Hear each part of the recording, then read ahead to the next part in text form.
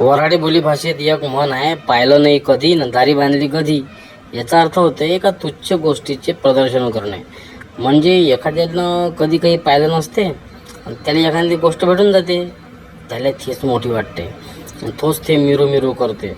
आपण त्याला म्हणावं का बा अबे हे गोष्ट सांगायची होय काय लेका, हे लोकल दाखवायचं होय काय, पण तो काही ऐकत नाही.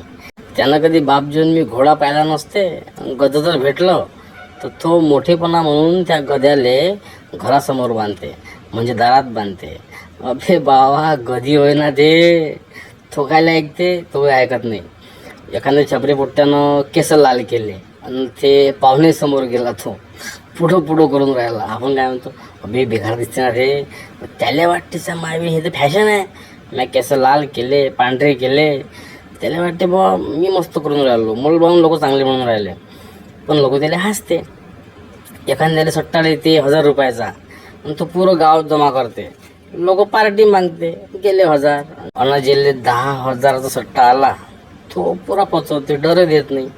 म्हणजे काही काही लोक असे चोते असते का त्याला लहानशाच गोष्टीचं भलं आकर्षण राहते. इथं ठोका तिथं ठोक, हे दाखवतील दाखवू असं. म्हणजे म्हणून म्हणते, पाहिलं नाही कधी न दारी बांधली कधी.